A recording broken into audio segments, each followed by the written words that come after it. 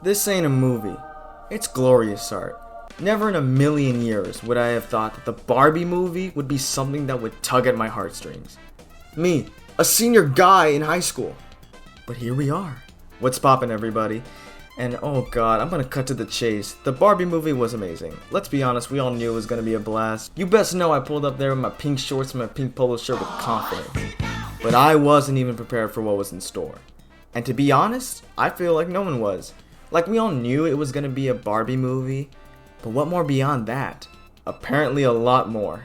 Now, I will be diving into spoilers, so please, if you haven't already, give the movie a watch, and then give it a rewatch, and then come back when you've done that. Now, setting aside the Barbenheimer memes that spawned out of this movie alone is just amazing. Let's start with the comedy. The jokes were on point. The exaggerated land that is Barbie Land was one of the biggest giant jokes I've ever seen. The fact that the houses were see-through, or the food was fake, or everything looked like a toy was just amazing. They perfectly encapsulated what a giant dollhouse would be like if it was life-size. The highlights of this film were in Barbie Land. And oh, Ken. Sweet Ken. Or Kens. They were so goddamn funny. The fact their sole purpose is to be Barbie's accessory and please her is so funny to watch on screen. Especially having a grown-ass man like Ryan Gosling act it out. By the way, the casting in this movie was a match made in heaven. Ryan Gosling and Margot Robbie look like a stereotypical Barbie and Ken. But even the variations of Barbie and Ken were just so amusing to watch. The casting was perfect, down to the last minute detail. The way the physics work too in Barbie Land is exactly what you would imagine a kid controlling them would do. This movie's just so clever with how they handle the Barbie world, and it's so unbelievably charming.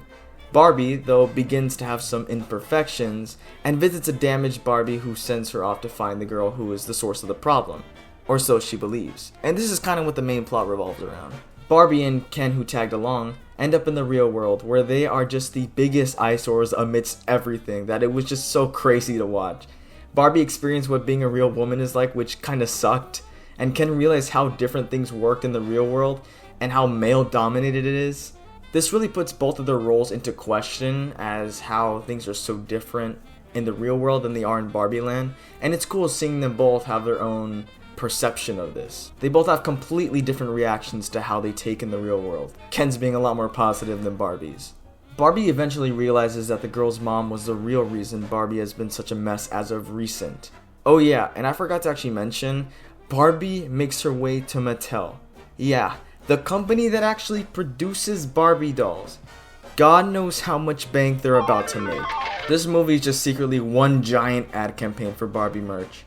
First it was the Lego movie, then whatever the hell the Playmobil movie was, and now it's this. Will Ferrell plays the CEO of Mattel. This could mean extremely weird things for our world.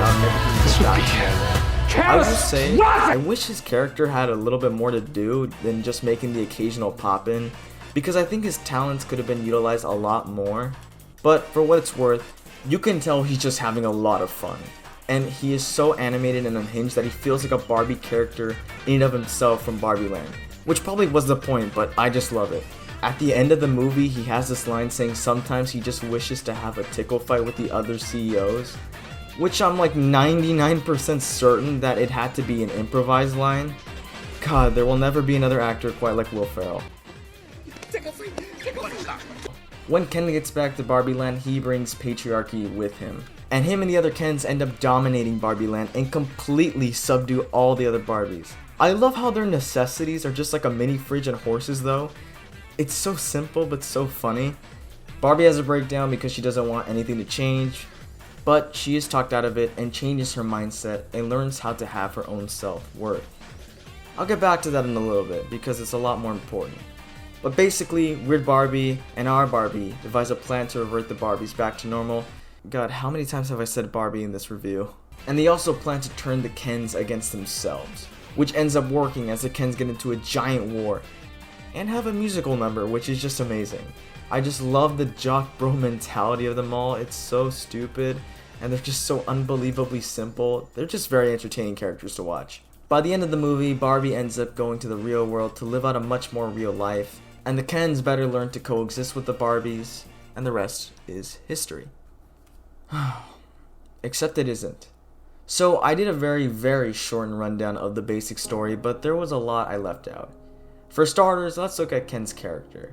Throughout the majority of the movie, he's just wanting Barbie's attention, and he's honestly a little bit needy. He points out that he's just an accessory to Barbie, and really nothing beyond that. But he never gets the light of day to shine because, well, it's Barbie's world, not his. And he feels overall overshadowed by her image. It can't ever be more than just Ken. It isn't until he goes to the real world and learns how men can be a lot more that he takes these, albeit questionable, principles and integrates it into Barbie Land. Despite him throwing off the order of how Barbie Land works, you can't fully blame him for wanting to do things his way and be the center for a change. Both versions of Barbie Land fundamentally don't work because it isolates one group while the other thrives.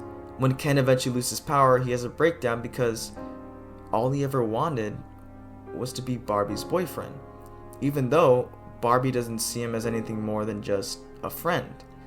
And she tells him he has to figure out who he wants to be by himself and realize that he's enough and can do his own things without Barbie, that he's much more than just Barbie's accessory.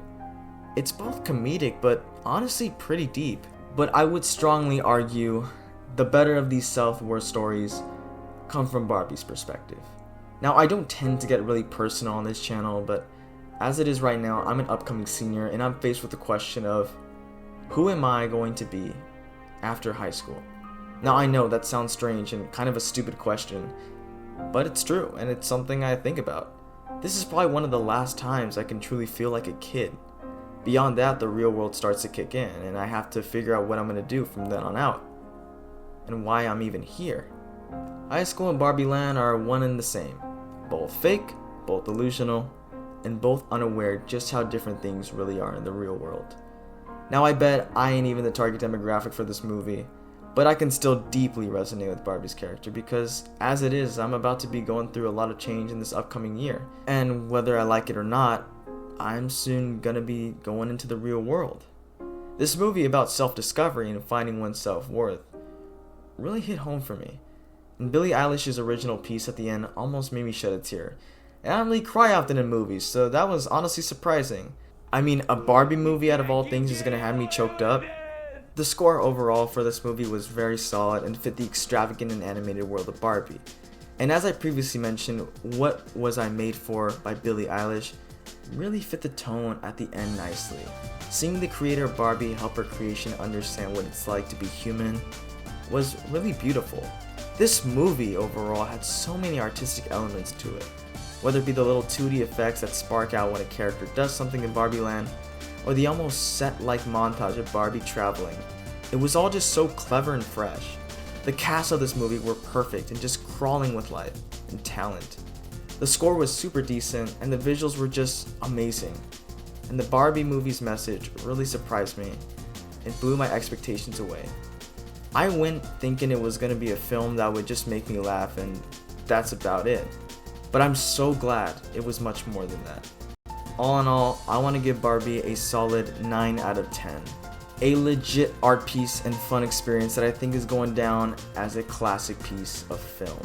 Please go watch this movie. It's worth every second. And of course, if you like my review, consider subscribing. And stay tuned because I will be tackling Oppenheimer soon enough. But with that said, I'll catch you all in the next one.